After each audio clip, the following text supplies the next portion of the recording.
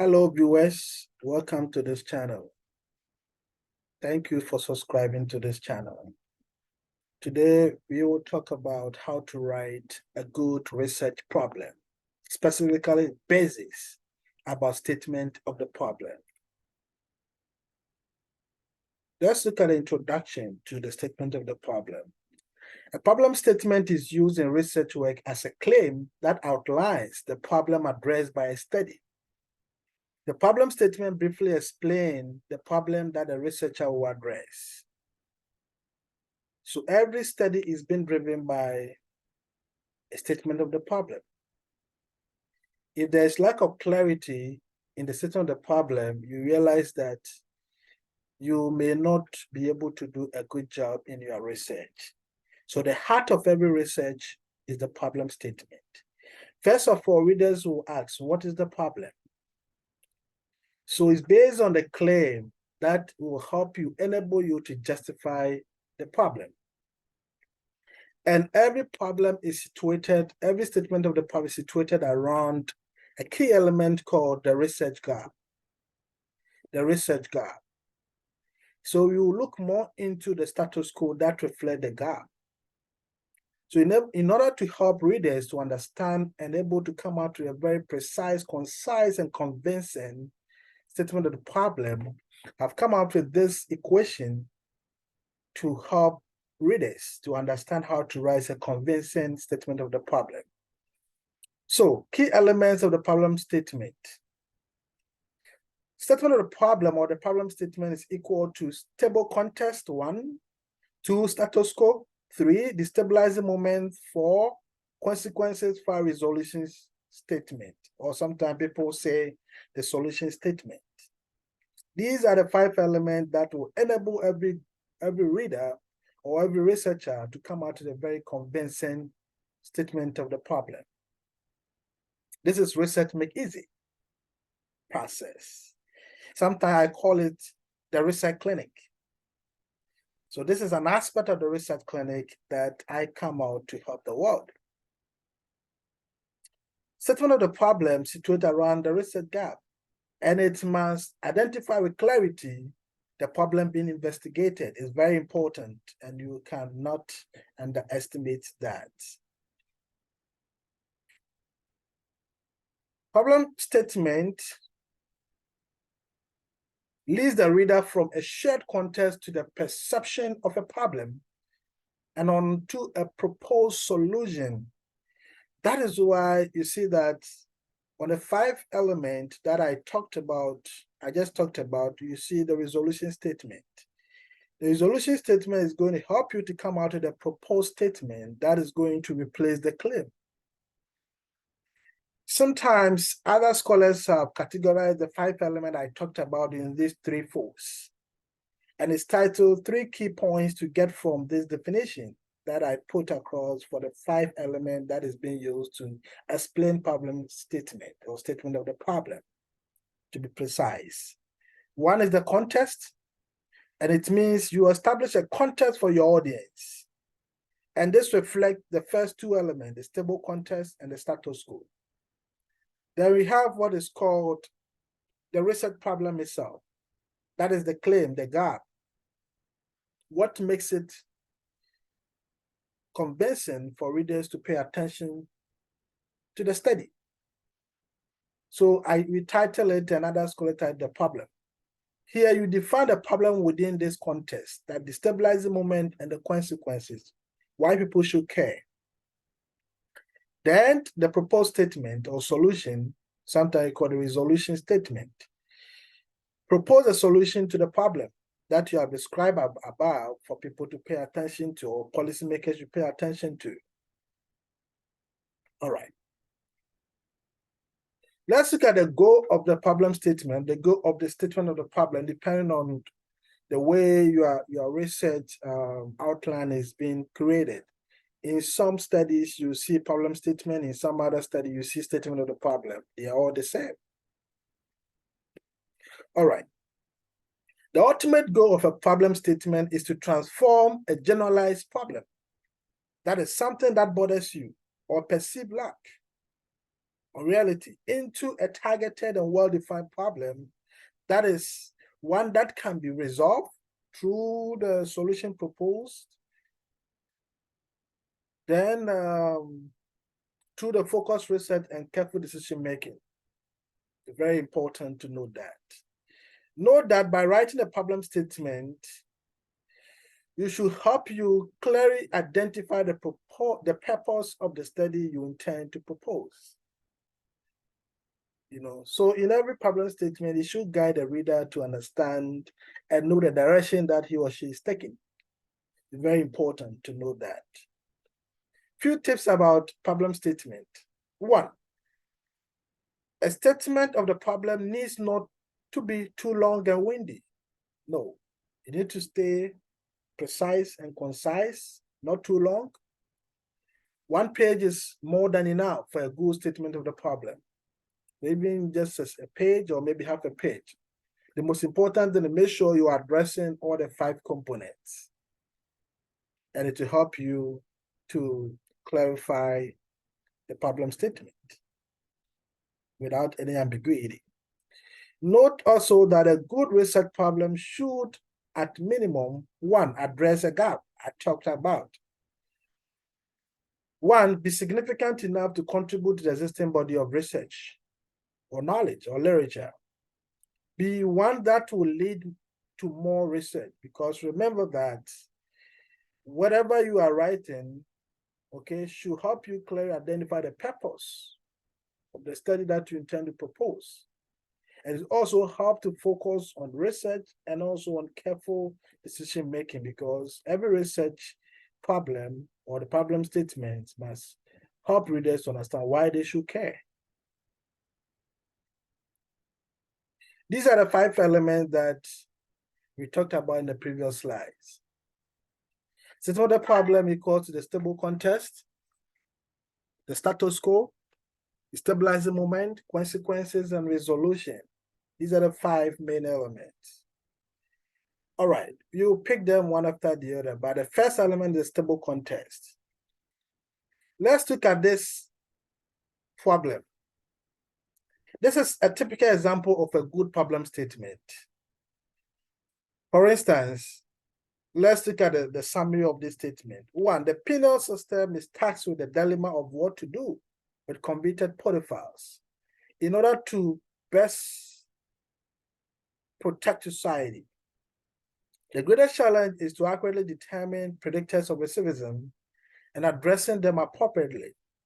The fact that pedophiles will not be locked up indefinitely must be considered.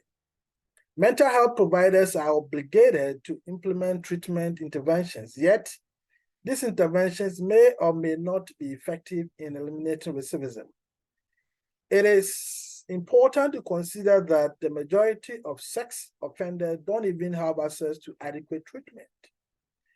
To exacerbate the problem, a number of sex offenders suffer from certain personality disorder that many professionals consider to be untreatable.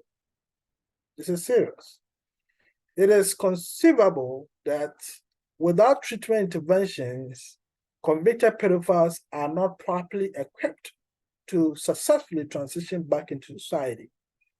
Therefore, the proposed study involves analyzing the respective personality characteristics in conjunction with residential and community-based treatment interventions in order to predict and ultimately help reduce the rate of recidivism. It has given the direction at the resolution statement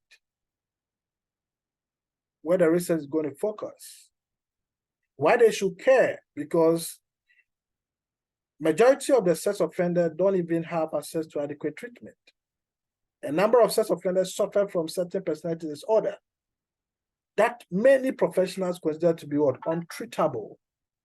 It's very crucial for policymakers to pay attention to that. Why they should care. Why they should care. So let's break them into the 5 components or elements of the problem statement. The first is the stable context. What is stable context? The stable context is about unchanging facts about the problem. And what is the unchanging fact about this particular scenario? If you look at the first paragraph, the penal system it starts with the dilemma of what to do with convicted pedophiles in order to best protect society. They are struggling. They are taxed with a dilemma. They don't know what to do with these pedophiles so that the society will be healed. So it's a big problem. And it's a stable context, there are unchanging facts about that when you talk about recidivism. What is the status quo? What is missing in the literature and what needs to be done so that this issue can be minimized?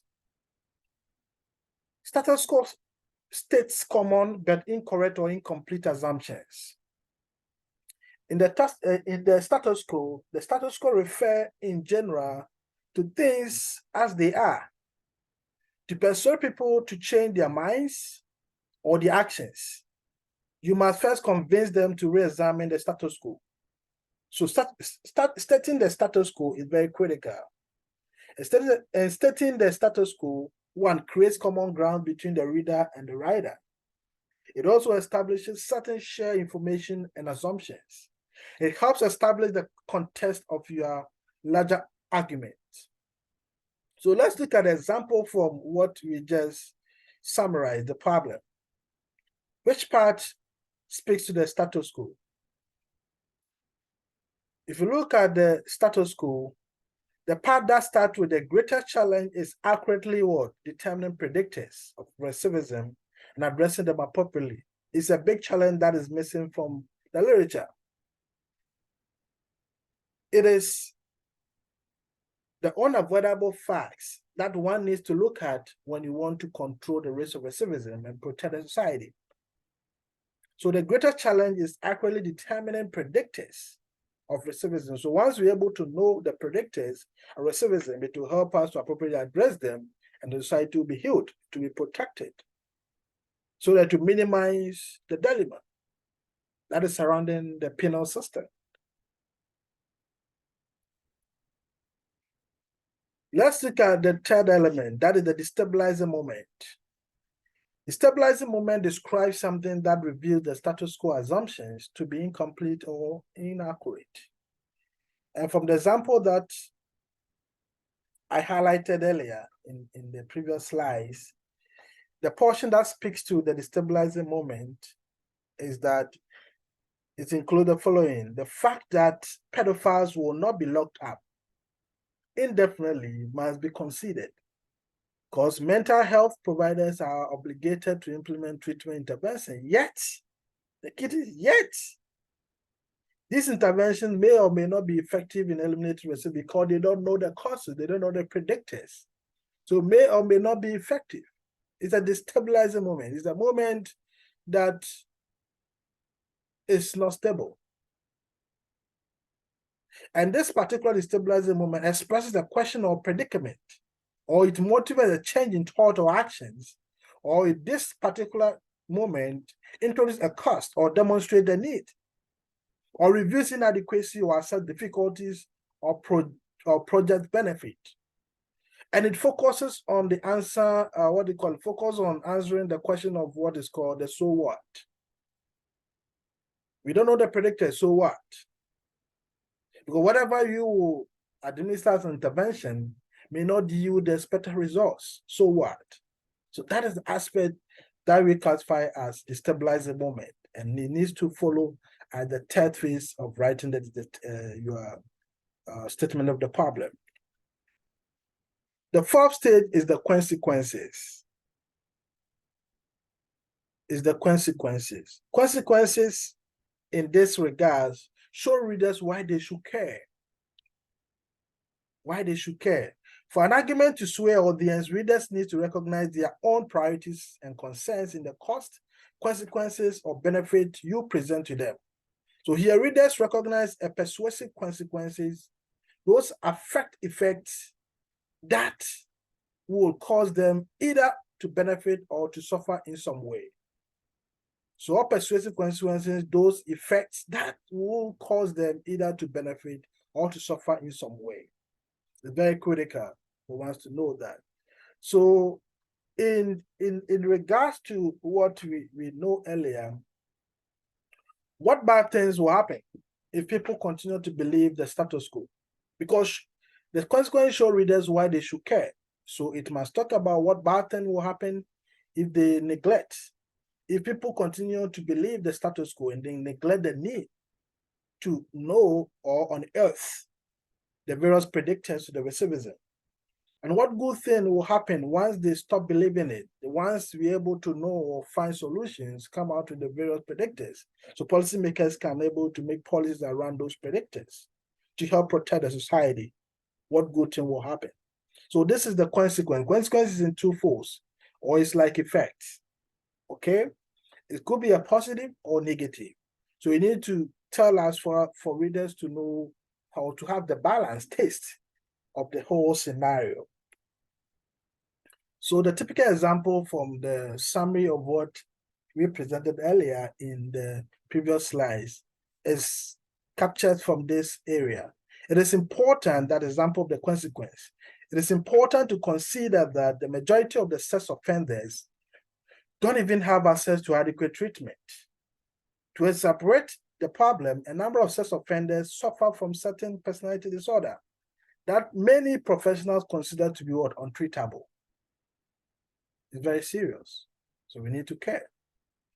It is conceivable that without treatment interventions, convicted pedophiles are not properly equipped to successfully transition back into the society.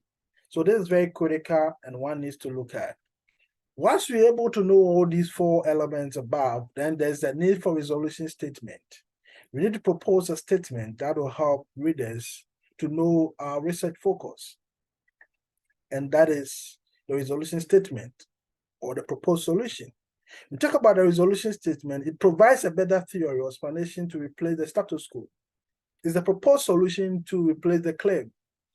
So an example of the resolution statement for our previous narrative of the problem statement takes into account where it begins from therefore.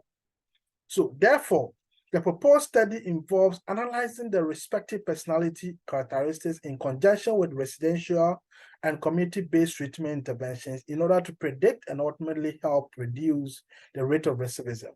This is very good, and this is all what we have for you. The solution statement provides a better theory, as stated earlier, to replace status quo.